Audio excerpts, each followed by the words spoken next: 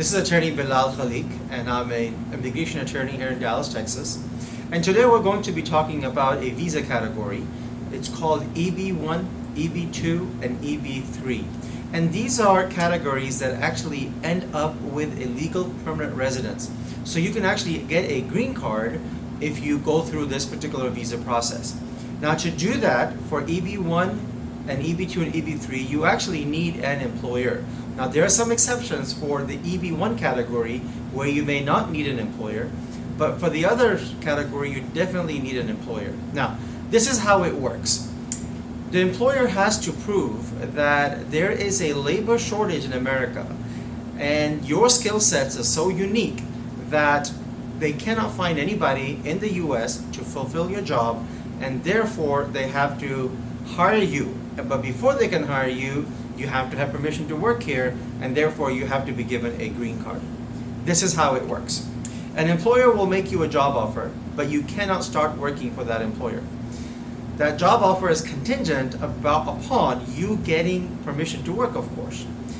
Then the employer actually has to go to the Department of Labor and get a prevailing wage. So let's say that an employer is a restaurant and they're looking for an ethnic cook. They want somebody who can cook desi food, biryani and things like that. And they want to make sure that they pay a correct wage for this person. So they'll make a job description. They'll send it to the Department of Labor, and about 3 to 4 months, the Department of Labor will come back and say, okay, somebody with these skills should probably have a salary of maybe $40,000 a year in the United States. Once that's done, the employer actually has to advertise this in the local media, online, in the newspaper, and depending on the job category, if it's professional or not professional, in various magazines. And then whoever applies for this job, the employer has to interview, and the employer has to see if that person who came up for that job is qualified or not. Now, let's assume that 10 people applied for the ethnic cook job. The employer looks at them and says, okay, well, these people qualify and these people don't. Whoever qualifies, the employer has to interview. Now, at that point, if after the interview, the employer feels like that they found somebody, then that's it. Your green card process ends right there, because there is no labor shortage in America. That person they were looking for is found.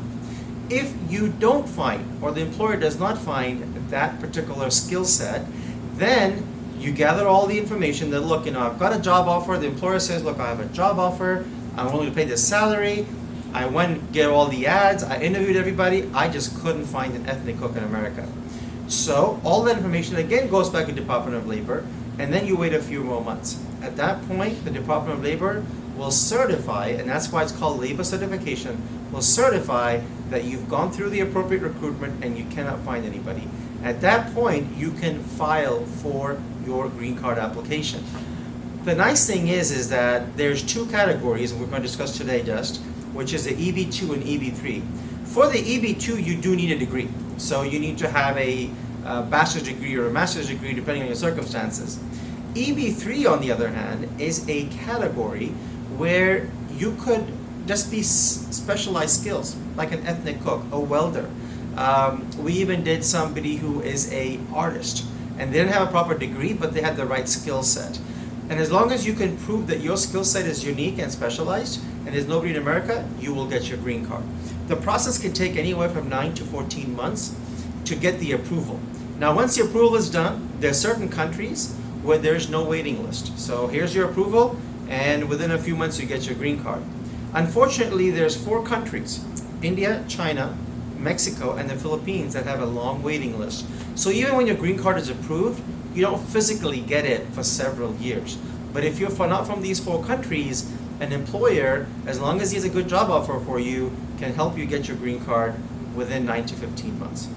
If you'd like some more information, give us a call. Our phone number is 214-453-2500, and our website is boldlegal.com.